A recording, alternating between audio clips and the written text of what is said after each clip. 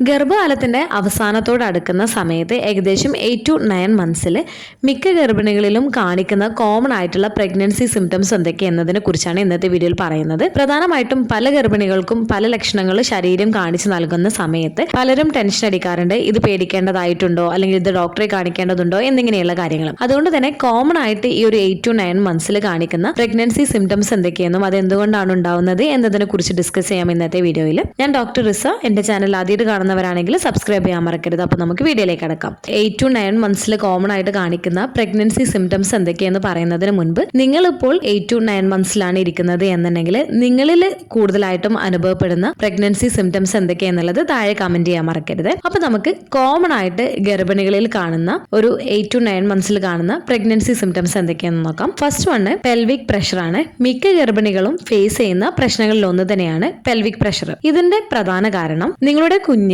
പെൽവിസിലേക്ക് ഇറങ്ങുമ്പോൾ, അതായത് പെൽവിക് പ്രദേശത്തേക്ക് കൂടുതൽ സമ്മർദ്ദവും അസ്വസ്ഥതയും ഉണ്ടാക്കുന്നതിന് ഇടയാക്കുന്നതാണ്. ഏകദേശം കുഞ്ഞുങ്ങൾ ഒരു 34 വീക്സിനൊക്കെ ശേഷം കുഞ്ഞുങ്ങൾ പെൽവിസിലേക്ക് ഇറങ്ങുന്നതാണ്. ഇത് നടക്കുന്നതിനും അതുപോലെ തന്നെ ഇരിക്കുന്നതിലൊക്കെ നിങ്ങൾക്ക് കൂടുതൽ അസ്വസ്ഥത ഉണ്ടാക്കുകയും ചെയ്യുന്നതാണ്. ചിലർക്ക് ഈ ഒരു പെൽവിക് പ്രദേശത്ത് കൂടുതൽ ഭാരം പോലെ അല്ലെങ്കിൽ ഒരു പ്രഷർ പോലെ അനുഭവപ്പെടുന്നതിന് ഇടയാക്കുകയും ചെയ്യുന്നതാണ്. സെക്കൻഡ് ബ്രാക്സനിക്സ് കൺട്രാക്ഷൻ ആണ്. നിങ്ങളുടെ ശരീരം പ്രസവത്തിനായിട്ട് തയ്യാറാവുന്നതിന് വേണ്ടിയിട്ടുള്ള പരിശീലന സങ്കോചങ്ങളാണിവ.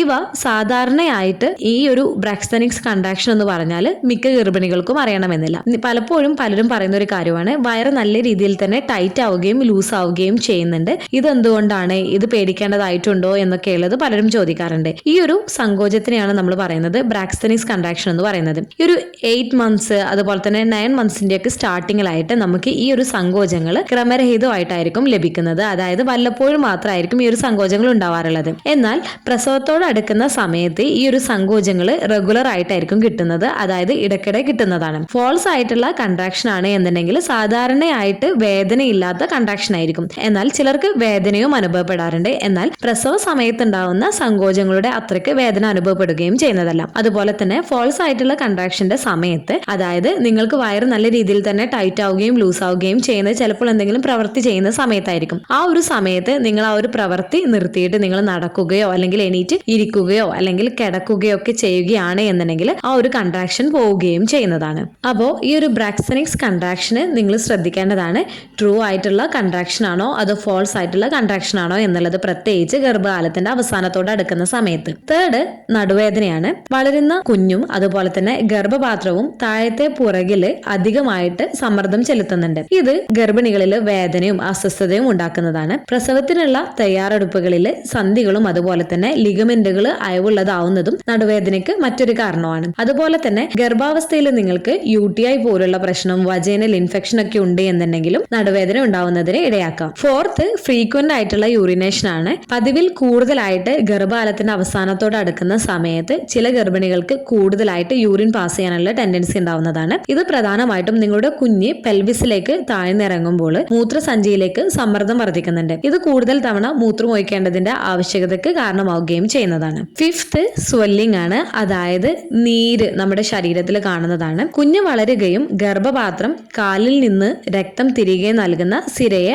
അമർത്തുകയും ചെയ്യുമ്പോൾ പ്രത്യേകിച്ച് നിങ്ങളുടെ കാലുകള്, കണങ്കാല് അതുപോലെ തന്നെ കൈകളിലൊക്കെ വീക്കം അനുഭവപ്പെടാം. ദ്രാവകം നിലനിർത്തുന്നതും രക്തസംക്രമണത്തിൽ ഉണ്ടാവുന്ന മാറ്റമാണ് ഇതിന് കാരണമാവുന്നത്. എന്നാൽ ഗർഭകാലത്ത് നിങ്ങൾക്ക് അമിതമായിട്ട് നിങ്ങളുടെ മുഖത്ത് നീര് വരുന്നുണ്ട്, കൈകളിലൊക്കെ നീര് ഒരുപാട് കാണുന്നുണ്ട് എന്നൊക്കെ ഉണ്ടെങ്കിൽ തീർച്ചയായിട്ടും നിങ്ങൾ ഡോക്ടറെ കാണിക്കേണ്ടതാണ്. ചില കേസുകളിൽ BP സംബന്ധമായിട്ടുള്ള പ്രശ്നങ്ങൾ കൊണ്ടൊക്കെ ഉണ്ടാവുകയും ചെയ്യുന്നതാണ്. അതുപോലെ തന്നെ എല്ലാ ഗർഭിണികളിലും നീര് കാണണമെന്നില്ല. ചിലർക്ക് പ്രസവത്തോട് അടുക്കുന്ന ഒരു സമയത്ത് മാത്രമായിരിക്കും കാലിലൊക്കെ ചെറിയ രീതിയിലുള്ള നീരൊക്കെ കാണുകയും ചെയ്യാറുള്ളത്. അതുപോലെ തന്നെ പ്രഗ്നൻസി സമയത്ത് ഓവറായിട്ട് വെയിറ്റ് കൂടുന്നതൊക്കെ ഈ ഒരു കാലില് വീക്കൊക്കെ ഉണ്ടാവുന്നതിന് ഇടയാക്കിയേക്കാം. 6 മ്യൂക്കസ് പ്ലഗിന്റെ റിലീസാണ്. ഗർഭാവസ്ഥയിൽ സെർവിക്സിനെ അടയ്ക്കുന്ന മ്യൂക്കസ് പ്ലഗ് ഗർഭകാലത്തിന്റെ അവസാന ആഴ്ചയോട് അടുക്കുന്ന സമയത്ത് റിലീസ് ആവാറുണ്ട്. ഇതൊരു ജെല്ലി ആയിട്ടുള്ള ഒരു സബ്സ്റ്റൻസ് ആണ്. ഇത് ചിലർക്ക് കുറച്ചായിട്ടായിരിക്കും വരുന്നത്. എന്നാൽ മറ്റു ചിലർക്ക് ഇത് മുഴുവനായിട്ടും വരികയും ചെയ്യുന്നതാണ്. ഇത് ഗർഭാശയ മുഖം വികസിക്കാനും പ്രസവത്തിനായിട്ട് തയ്യാറെടുക്കാനും തുടങ്ങി എന്നതിന്റെ സൂചനയായിരിക്കാം ഇത്. 7th ബേബി മൂവ്മെന്റ്സ് ആണ്. നമ്മൾ 28 വീക്സിന് ശേഷം നമ്മൾ റെഗുലർ ആയിട്ട് കുഞ്ഞിന്റെ മൂവ്മെന്റ്സ് എന്നും തന്നെ നോക്കണമെന്ന് ഡോക്ടേഴ്സ് പറയാറുണ്ട്. എന്നാൽ ഗർഭകാലത്തിന് അവസാനത്തോടടുക്കുന്ന സമയത്ത് കുഞ്ഞിന്റെ മൂവ്മെന്റ്സിൽ നമ്മൾ ചേഞ്ചസ് ശ്രദ്ധിക്കാം. അവസാന മാസത്തോടൊക്കെ അടുക്കുന്ന സമയത്ത് കുഞ്ഞ് വളരുകയും ചലിക്കാനുള്ള ഇടം കുറയുകയും ചെയ്യുന്നതിനാൽ ചലനങ്ങളുടെ തരം മാറിയേക്കാം. അതായത് കുഞ്ഞുങ്ങൾ ചവിട്ടുകയും കുത്തുകയും ചെയ്യുന്നതിന് പകരമായിട്ട് നിങ്ങളുടെ കുഞ്ഞുങ്ങൾ കൂടുതൽ റോൾ ചെയ്യുകയും ഷിഫ്റ്റുകളും ആയിരിക്കും നിങ്ങൾക്ക് അനുഭവപ്പെടുന്നത്. എന്നിരുന്നാലും നിങ്ങൾക്ക് ഈ ഒരു സമയത്തും പതിവായിട്ടുള്ള ചലനങ്ങൾ നിങ്ങൾക്ക് അനുഭവപ്പെടുകയും ചെയ്യുന്നതാണ്. 8th, ചില ഗർഭിണികൾക്ക് വജൈനൽ ഭാഗത്ത് അല്ലെങ്കിൽ പെൽവിക് ഏരിയയിൽ ഷാർപ്പായിട്ടുള്ള മൂർച്ചയേറിയിട്ടുള്ള വേദന ചില സമയങ്ങളിൽ അനുഭവപ്പെടാറുണ്ട്. ഇത് പ്രധാനമായിട്ടും കുഞ്ഞ് ഇടുപ്പിലേക്ക് ഇറങ്ങുന്ന സമയത്ത് കുഞ്ഞിന്റെ തല ഈ ഒരു വജൈനൽ ഭാഗത്തൊക്കെയുള്ള ഞരമ്പുകളെ പ്രസ് ചെയ്യുന്നത് കൊണ്ടാണ്. അപ്പോൾ ഇത് സാധാരണ ആയിട്ടുള്ള ഒന്നാണ്. ഇത് ടെൻഷൻ ആവേണ്ട കാര്യമില്ല. 9th, ശ്വാസം എടുക്കാനുള്ള ബുദ്ധിമുട്ടാണ്. ഗർഭിണികളിൽ അവസാന മാസങ്ങളിൽ കൂടുതൽ പേരിലും കാണുന്ന പ്രശ്നങ്ങളിൽ ഒന്നാണ് ശ്വാസം എടുക്കാനുള്ള ബുദ്ധിമുട്ട്. ഇതിന്റെ പ്രധാന കാരണം വളരുന്ന ഗർഭാശയവും അതുപോലെ തന്നെ കുഞ്ഞിന്റെ പ്രഷറും ഡയഫ്രത്തിലേക്ക് വരുന്നത് കൊണ്ടാണ്. എന്നാൽ നിങ്ങളുടെ കുഞ്ഞ് പെൽവിസിലേക്ക് ഇറങ്ങിയിട്ടുണ്ട് എന്നുണ്ടെങ്കിൽ ഈ ഒരു ശ്വാസം എടുക്കാനുള്ള ബുദ്ധിമുട്ടിൽ കൂടുതൽ ആശ്വാസം ഉണ്ടാവാറുണ്ട്. ചിലർക്ക് നടക്കുന്ന സമയത്ത് അല്ലെങ്കിൽ കുറച്ച് ജോലിയൊക്കെ ചെയ്യുന്ന സമയത്തായിരിക്കും ഈ ഒരു ശ്വാസം എടുക്കാനുള്ള ബുദ്ധിമുട്ടൊക്കെ കൂടുതലായിട്ട് കാണാറുള്ളത്. എന്നാൽ ഈ ഒരു സമയത്തും ഗർഭകാലത്തിന്റെ അവസാനത്തിൽ ശ്വാസം എടുക്കാനുള്ള ബുദ്ധിമുട്ട് കുഞ്ഞ് ഇടുപ്പിലേക്ക് ഇറങ്ങിയതിന് ശേഷവും ഉണ്ട് എന്നുണ്ടെങ്കിൽ വളരുന്ന ഗർഭാശയത്തിന് ഡയഫ്രത്തിന് നേരെ അമർത്താൻ കഴിയുന്നത് കൊണ്ടാണ്. നിങ്ങൾക്ക് കൂടുതലായിട്ട് ശ്വാസം എടുക്കാനുള്ള ബുദ്ധിമുട്ടിൽ അസ്വസ്ഥതയും ബുദ്ധിമുട്ടും തോന്നുന്നുണ്ട് എന്നുണ്ടെങ്കിൽ തീർച്ചയായിട്ടും ഡോക്ടറോട് പറയുന്നതിന് വേണ്ടിയിട്ട് നിങ്ങൾ ശ്രദ്ധിക്കുകയും ചെയ്യേണ്ടതാണ്. 10th, ചില ഗർഭിണികൾക്ക് ഹെമറോയിഡുകളും കാണപ്പെടാറുണ്ട്. വളരുന്ന ഗർഭാശയത്തിൽ നിന്ന് മലാശയ സിരകളിലേക്ക് സമ്മർദ്ദം വർദ്ധിക്കുന്നത് ഹെമറോയിഡുകൾക്ക് കാരണമാവുന്നതാണ്. ഈ ഹെമറോയിഡ് മലവിസർജന സമയത്ത് ഗർഭിണികൾക്ക് കൂടുതൽ അസ്വസ്ഥതയും വേദനയും ഉണ്ടാക്കുന്നതിന് ഇടയാക്കുകയും ചെയ്തേക്കാം. ഇത് അവസാന മാസങ്ങളിൽ കൂടുതലായിട്ടും കാണുകയും ചെയ്യാറുണ്ട്. 11th, വർദ്ധിച്ച വജൈനൽ ഡിസ്ചാർജ് ആണ്.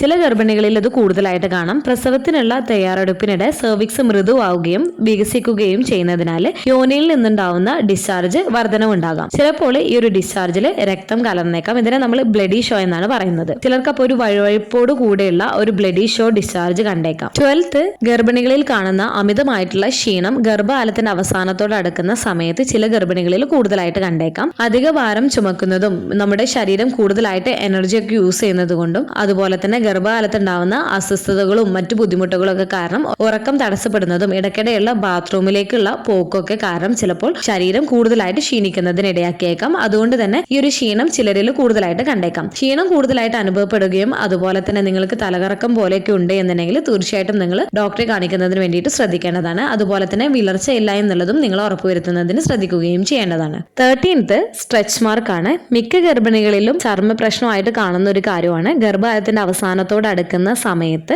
വയറിൽ സ്ട്രെച്ച് മാർക്ക് വിസിബിൾ ആവുന്നത്, അതുപോലെ തന്നെ ബ്രസ്റ്റിലൊക്കെ സ്ട്രെച്ച് മാർക്ക് കാണുന്നത്. നിങ്ങളുടെ വളരുന്ന കുഞ്ഞിനെ ഉൾക്കൊള്ളുന്നതിന് വേണ്ടിയിട്ട് നിങ്ങളുടെ ചർമ്മം സ്ട്രെച്ച് ആവുന്ന സമയത്ത് നിങ്ങൾക്ക് ഈ ഒരു സ്ട്രെച്ച് മാർക്ക് കൂടുതലായിട്ട് കാണാം. ഈ ഒരു സമയത്ത് ചിലർക്ക് വയറിൽ കൂടുതലായിട്ട് ചൊറിച്ചിൽ അനുഭവപ്പെടാം. പ്രത്യേകിച്ച് ഡ്രൈ സ്കിന്നൊക്കെ ആണ് എന്നുണ്ടെങ്കിൽ ചൊറിച്ചിൽ കൂടുതലായിട്ട് അനുഭവപ്പെടാം. ഈ ഒരു സമയത്ത് നിങ്ങൾക്ക് മോയ്സ്ചറൈസിങ് ക്രീമോ അതുപോലെ തന്നെ കുളിക്കുന്നതിന് മുൻപ് ഒരു 10-15 മിനിറ്റ് ഓയിലൊക്കെ അപ്ലൈ ചെയ്ത് നല്ല രീതിയിൽ മസാജ് ചെയ്ത് കൊടുക്കുന്നത് നല്ലതായിരിക്കും. ഒരു സ്ട്രെച്ച് മാർക്ക് കുറയുന്നതിനും അതുപോലെ തന്നെ സ്കിന്നിൽ ഉണ്ടാവുന്ന ഇച്ചിങ് ഒക്കെ കുറക്കുന്നതിന് വേണ്ടിയിട്ടും. അതുപോലെ തന്നെ ചില ഗർഭിണികൾക്ക് അവസാനത്തോട് അടുക്കുന്ന സമയത്ത് സ്കിന്നിൽ മൊത്തത്തിൽ ചൊറിച്ചിൽ അനുഭവപ്പെടാം. കയ്യിലും അതുപോലെ തന്നെ കാലുകളിലും വയറിലൊക്കെ കൂടുതലായിട്ട് ചൊറിച്ചിൽ അനുഭവപ്പെടാം. അങ്ങനെ കാണുന്നുണ്ട് എന്നുണ്ടെങ്കിൽ തീർച്ചയായിട്ടും ഡോക്ടറെ കാണിക്കുന്നതിന് വേണ്ടിയിട്ട് നിങ്ങൾ ശ്രദ്ധിക്കുകയും ചെയ്യേണ്ടതാണ്. 14th, ബെല്ലി ബട്ടൺ ചേഞ്ചസ് ആണ്. നിങ്ങളുടെ വളരുന്ന വയറ് നിങ്ങളുടെ പൊക്കിളിലെ ബട്ടന് പുറത്തേക്ക് തള്ളുകയോ അല്ലെങ്കിൽ ആകൃതി മാറ്റുകയോ ചെയ്തേക്കാം. പ്രത്യേകിച്ച് ഗർഭകാലത്തിന് അവസാനത്തോട് അടുക്കുന്ന സമയത്ത് യൂട്രസ് ഒരു പ്രഷർ ഈ ഒരു പൊക്കിളിലേക്ക് കൊടുക്കുന്നത് കൊണ്ട് തന്നെ പൊക്കിൾ പുറത്തേക്ക് തള്ളുന്നതിന് ഇടയാക്കാം. എന്നാൽ എല്ലാവരിലും ഇത് കാണണമെന്നില്ല. ചിലരൊക്കെ ചോദിക്കാറുണ്ട് ബെല്ലി ബട്ടൺ പുറത്ത് വന്നിട്ടില്ല, അതുകൊണ്ട് കുഞ്ഞിന്റെ വളർച്ചക്കുറവാണ് ഇത് സൂചിപ്പിക്കുന്നത് എന്നുള്ളത്. അപ്പോൾ മനസ്സിലാക്കേണ്ടത് എല്ലാവർക്കും ബെല്ലി ബട്ടൺ പുറത്ത് വരണമെന്നില്ല. ചിലർക്ക് ഉള്ളിലേക്കായിട്ടായിരിക്കും ബെല്ലി ബട്ടൺ ഉണ്ടാവുക. ചിലർക്ക് ഷേപ്പ് ചേഞ്ച് ചെയ്യാം, ചിലർക്ക് പുറത്തേക്ക് വരികയും ചെയ്യാം. ഇത് സാധാരണമായിട്ടുള്ള ഒരു കാര്യമാണ്. ഇത് കുഞ്ഞ് ജനിച്ചതിന് ശേഷം സാധാരണ നിലയിലേക്ക് മടങ്ങുകയും ചെയ്യുന്നതാണ്. 15th, കൊളസ്ട്രം ലീക്കിംഗ് ആണ്. ചില ഗർഭിണികളിലെ സ്ഥലങ്ങളിൽ ഉണ്ടാവുന്ന ബ്രസ്റ്റ് ലീക്കിംഗ് കാണാം. ഇവ നിങ്ങളുടെ സ്ഥലങ്ങളിൽ കൊളസ്ട്രം എന്ന കട്ടിയുള്ള മഞ്ഞ കലർന്ന ദ്രാവകം ചോർന്ന് തുടങ്ങിയേക്കാം ഈ ഒരു സമയത്ത്. ഇത് നിങ്ങളുടെ ശരീരം നിങ്ങളുടെ കുഞ്ഞിനായിട്ട് ഉൽപ്പാദിപ്പിക്കുന്ന ആദ്യത്തെ പാലാണ്. ചിലർക്ക് ഈ ഒരു ബ്രസ്റ്റ് ലീക്കിംഗ് കാണണമെന്നില്ല. എന്നാൽ മറ്റു ചിലർക്ക് കുറച്ച് കൂടുതലായിട്ട് ബ്രസ്റ്റ് ലീക്കിംഗ് ഉണ്ടാവുകയും ചെയ്യുന്നതാണ്. ബ്രസ്റ്റ് ലീക്കിംഗ് ഇല്ല എന്ന് വിചാരിച്ചിട്ട് നിങ്ങൾ ആരും തന്നെ ടെൻഷൻ ആവേണ്ടതില്ല. ഇനി കുഞ്ഞിന് പാല് കൊടുക്കാനുണ്ടാവില്ല പ്രസവശേഷം എന്നൊന്നും ആലോചിച്ചിട്ട് ടെൻഷൻ ആവേണ്ട കാര്യമില്ല. 16th, കാലിൽ മസിൽ കോച്ചിപ്പിടുത്തം അല്ലെങ്കിൽ കാലുവേദനയാണ്. അധിക ഭാരവും അതുപോലെ തന്നെ ബ്ലഡ് സർക്കുലേഷനിലുള്ള മാറ്റങ്ങളും വേദനാജനകമായിട്ടുള്ള കാല് മസിൽ കോച്ചിപ്പിടുത്തത്തിനും അതുപോലെ തന്നെ കാലുവേദനയ്ക്കും കാരണമാകാം. പ്രത്യേകിച്ച് രാത്രി കാലങ്ങളിൽ ഈ ഒരു മസിൽ കോച്ചിപ്പിടുത്തവും കാലുവേദനയൊക്കെ ഗർഭകാലത്തിന്റെ അവസാനത്തിൽ മിക്ക ഗർഭിണികൾക്കും കൂടുതലായിട്ട് കാണാറുണ്ട്. ഈ ഒരു വേദന കുറക്കുന്നതിന് വേണ്ടിയിട്ട് നിങ്ങളുടെ കാലുകൾ വലിച്ചു നീട്ടുകയോ അല്ലെങ്കിൽ മസാജ് ചെയ്യുകയോ ചെയ്യുന്നത് വേദന കുറക്കുന്നതിന് ഇടയാക്കുകയും ചെയ്യുന്നതാണ്. 17th ശരീരം കൂടുതലായിട്ട് ചൂട് അനുഭവപ്പെടുന്നതാണ്. ഗർഭധാരണ ഹോർമോണുകളും അതുപോലെ തന്നെ നിങ്ങൾ വഹിക്കുന്ന അധിക ഭാരവും സാധാരണ താപനിലയിൽ നിന്ന് പോലും നിങ്ങൾക്ക് അമിതമായിട്ട് ചൂട് അനുഭവപ്പെടുന്നതായിട്ട് നിങ്ങൾക്ക് ഫീൽ ചെയ്യാം. അതുപോലെ തന്നെ നിങ്ങൾ പതിവിൽ കൂടുതൽ വിയർക്കുന്നതിന് ഇടയാക്കുകയും ചെയ്തേക്കാം. 17th മലബന്ധമാണ് മിക്ക ഗർഭിണികളും ഫേസ് ചെയ്യുന്ന പ്രശ്നങ്ങളിൽ ഒന്നാണ്. ഇത് അവസാന മാസങ്ങളിൽ കൂടുതൽ വഷളാക്കുന്നതിനും ഇടയാക്കിയേക്കാം. പ്രധാനമായിട്ടും ഗർഭകാല ഹോർമോണുകളിൽ ഉണ്ടാകുന്ന വ്യതിയാനവും വളരുന്ന കുഞ്ഞിന്റെ കുടലിലേക്കുള്ള സമ്മർദ്ദവും അതുപോലെ തന്നെ കുറഞ്ഞ ശാരീരിക പ്രവർത്തനങ്ങൾ എന്നിവ ദഹനത്തെ മന്ദഗതിയിലാക്കുകയും മലബന്ധത്തിലേക്ക് നയിക്കുന്നതിന് ഇടയാക്കുകയും ചെയ്തേക്കാം. അപ്പോൾ കൂടുതലായിട്ട് നിങ്ങൾക്ക് കോൺസ്റ്റിപ്പേഷൻ അനുഭവിക്കുന്നവരാണ് എന്നുണ്ടെങ്കിൽ ഫ്രൂട്ട്സ് വെജിറ്റബിൾസ് ഒക്കെ ഭക്ഷണത്തിൽ ഉൾപ്പെടുത്തുന്നതിന് വേണ്ടിയിട്ടും ഇലക്കറികൾ അടങ്ങിയിട്ടുള്ള കറികളൊക്കെ കൂടുതലായിട്ട് യൂസ് ചെയ്യുന്നതിനും അതുപോലെ തന്നെ ധാരാളം വെള്ളം കുടിക്കുന്നതിനൊക്കെ വേണ്ടിയിട്ട് നിങ്ങൾ ശ്രദ്ധിക്കുകയും ചെയ്യേണ്ടതാണ്. 18th ലൂസ് മോഷൻ ആണ്. ഈ ഒരു കോൺസ്റ്റിപ്പേഷൻ പോലെ തന്നെ ചില ഗർഭിണികൾക്ക് ഗർഭകാലത്തിന് അവസാനത്തോടെ അടുക്കുന്ന സമയത്ത് പതിവില്ലാത്ത രീതിയിൽ ലൂസ് മോഷൻ ഉണ്ടാക്കിയേക്കാം. ചിലർക്ക് ഈ ഒരു ലൂസ് മോഷനോടൊപ്പം തന്നെ നമ്മുടെ പീരീഡ്സിന്റെ സമയത്ത് ഉണ്ടാവുന്ന രീതിയിലുള്ള ചെറിയ രീതിയിലുള്ള ക്രാമ്പിംഗ് ആയിട്ടുള്ള വയറുവേദന നിങ്ങൾക്ക് അനുഭവപ്പെട്ടേക്കാം. ഈ ഒരു വേദന കൂടി വരികയാണ് എന്നൊക്കെ ഉണ്ടെങ്കിൽ തീർച്ചയായിട്ടും നിങ്ങൾ ഡോക്ടറെ കാണിക്കുന്നതിന് വേണ്ടിയിട്ട് ശ്രദ്ധിക്കേണ്ടതാണ്. കാരണം അവസാന മാസങ്ങളിലുള്ള ലൂസ് മോഷന് പ്രസവത്തിനായിട്ട് ശരീരം തയ്യാറാവുന്നതിന്റെ സൂചനയായിട്ടും കാണിക്കാറുണ്ട്. 19th അമ്നിയോട്ടിക് ഫ്ലൂയിഡ് ലീക്കിംഗ് ആണ്. സാധാരണയായിട്ട് പ്രസവ വേദന വന്നതിന് ശേഷമാണ് അമ്നിയോട്ടിക് ഫ്ലൂയിഡ് ബ്രേക്ക് ആവാറ്. എന്നാൽ ചിലർക്ക് പ്രസവ വേദന വരുന്നതിന് മുൻപായിട്ട് അമ്നിയോട്ടിക് ഫ്ലൂയിഡ് ബ്രേക്കിംഗ് ഉണ്ടാവാറുണ്ട്. അപ്പോൾ ഇത് ബ്രേക്കിംഗ് ഉണ്ടായി കഴിഞ്ഞാൽ ചിലർക്ക് ചെറിയ രീതിയിലുള്ള ലീക്കിംഗ് ആയിരിക്കും, മറ്റു ചിലർക്ക് നല്ല രീതിയിൽ തന്നെ ലീക്കിംഗ് ഉണ്ടാവാറുണ്ട്. ഇങ്ങനെ ചെറിയ രീതിയിലുള്ള ലീക്കിംഗ് ചിലപ്പോൾ ചിലർ വജൈനൽ ഡിസ്ചാർജ് ആയിട്ട് തെറ്റിദ്ധരിച്ചേക്കാം, അതുപോലെ തന്നെ യൂറിൻ ഒക്കെ ആയിട്ട് തെറ്റിദ്ധരിച്ചേക്കാം. അപ്പോൾ നിങ്ങൾ അമ്നിയോട്ടിക് ഫ്ലൂയിഡ് ആണോ അല്ലെങ്കിൽ യൂറിൻ ആണോ വജൈനൽ ഡിസ്ചാർജ് ആണോ എന്നൊക്കെ ഉള്ളത് നിങ്ങൾ തിരിച്ചറിയാൻ ശ്രമിക്കുകയും ചെയ്യേണ്ടതാണ്. അമ്നിയോട്ടിക് ഫ്ലൂയിഡ് ബ്രേക്കിംഗ് ആണ് എന്നുണ്ടെങ്കിൽ പ്രസവം അടുത്തതിന്റെ സൂചനയാണ്. 20th മൂഡ് സ്വിങ്സ് ആണ്. ഈ ഒരു സമയത്ത് ഹോർമോണൽ ചേഞ്ചസിന്റെ ഭാഗമായിട്ട് മിക്സഡ് ആയിട്ടുള്ള ഇമോഷൻസ് ആയിരിക്കും ഗർഭിണികൾക്ക് ഉണ്ടാവുക. ചിലർക്ക് ഭയങ്കര സന്തോഷം അല്ലെങ്കിൽ ചിലർക്ക് സങ്കടമായിരിക്കും, ചിലർക്ക് ചില പേടി, പ്രസവത്തെ കുറിച്ചുള്ള പേടിയും കാര്യങ്ങളൊക്കെ ആയിരിക്കും. അതുപോലെ തന്നെ ഈ ഒരു സമയത്ത് ചിലർക്ക് കൂടുതൽ ക്ഷീണമാണ് അനുഭവപ്പെടുന്നത് എന്നുണ്ടെങ്കിൽ മറിച്ച് ചിലർക്ക് കൂടുതലായിട്ട് എനർജറ്റിക് ആയിരിക്കും. അവർക്ക് കൂടുതൽ വൃത്തിയാക്കുന്ന കാര്യത്തിലും കൂടുതൽ വർക്ക് ചെയ്യുന്ന കാര്യത്തിലും കുഞ്ഞു വരുന്നതിന് വേണ്ടിയിട്ടുള്ള പ്രിപ്പറേഷനും കാര്യങ്ങളിലൊക്കെ കൂടുതൽ ഇൻവോൾവ് ആയിരിക്കും. അപ്പോൾ ഈ പറഞ്ഞ കാര്യങ്ങളൊക്കെയാണ് പ്രധാനമായിട്ടും ഗർഭകാലത്തിന്റെ അവസാനത്തോടെ അടുക്കുന്ന സമയത്ത് ഏകദേശം 8 to 9 months പ്രധാനമായിട്ടും 9 months മിക്ക ഗർഭിണികളും ഫേസ് ചെയ്യുന്ന പ്രശ്നങ്ങൾ. അതുപോലെ തന്നെ ഈ പറഞ്ഞ എല്ലാ ലക്ഷണങ്ങളും എല്ലാവരിലും കാണണമെന്നില്ല, ഓരോരുത്തരിലും വ്യത്യാസം വരാം. ഓരോ പ്രഗ്നൻസിയും വ്യത്യാസമാണ് ഓരോ ഗർഭിണികളിലും. അതുകൊണ്ട് തന്നെ ഇന്നതില്ലല്ലോ അല്ലെങ്കിൽ ഇന്നതുണ്ടല്ലോ എന്ന് വിചാരിച്ചിട്ട് ടെൻഷൻ ആവേണ്ട. പ്രഗ്നൻസി പീരീഡിൽ നിങ്ങൾക്ക് എന്തെങ്കിലും തരത്തിലുള്ള അസാധാരണമായിട്ട് തോന്നുകയാണ് എന്നുണ്ടെങ്കിൽ തീർച്ചയായിട്ടും ഡോക്ടറെ കാണിക്കുന്നതിന് വേണ്ടിയിട്ട് നിങ്ങൾ ശ്രദ്ധിക്കേണ്ടതാണ്. അതുപോലെ തന്നെ നമ്മൾ എന്തെങ്കിലും കാര്യങ്ങളിൽ കൂടുതലായിട്ട് ഇൻവോൾവ് ആയിരിക്കുകയാണ് അല്ലെങ്കിൽ എന്തെങ്കിലും വർക്കൊക്കെ ചെയ്തിരിക്കുകയാണ് എന്നൊക്കെ ഉണ്ടെങ്കിൽ നമുക്ക് ഈ ഒരു പ്രഗ്നൻസിയിൽ ഉണ്ടാവുന്ന ബുദ്ധിമുട്ടുകളും അതുപോലെ തന്നെ മറ്റ് അസ്വസ്ഥതകളും കാര്യങ്ങളൊന്നും നമ്മൾ കൂടുതൽ ശ്രദ്ധിക്കപ്പെടണമെന്നില്ല. എന്നാൽ നമ്മൾ വെറുതെ ഇരിക്കുന്ന സമയത്തൊക്കെ ആയിരിക്കും നമുക്ക് ഈ ഒരു ബുദ്ധിമുട്ടുകളും അസ്വസ്ഥതകളൊക്കെ കൂടുതലായിട്ട് നമുക്ക് അനുഭവപ്പെടുകയും ചെയ്യുന്നത്. അപ്പോൾ നിങ്ങൾ എപ്പോഴും പോസിറ്റീവ് ആയിട്ടിരിക്കാനും ഹാപ്പി ആയിട്ടിരിക്കാനും വേണ്ടിയിട്ട് നിങ്ങൾ ശ്രദ്ധിക്കേണ്ടതാണ്. ഈ ഒരു വീഡിയോ നിങ്ങൾക്ക് യൂസ്ഫുൾ ആയിട്ട് തോന്നിയിട്ടുണ്ടെങ്കിൽ മറ്റുള്ളവർക്കും കൂടെ ഷെയർ ചെയ്ത് കൊടുക്കുക. എന്തെങ്കിലും ഡൗട്ടുകൾ ഉണ്ടെങ്കിൽ കമന്റ് ആയിട്ട് ചോദിക്കാവുന്നതാണ്. അടുത്തൊരു വീഡിയോയിൽ കാണുന്നത് വരെ ബൈ.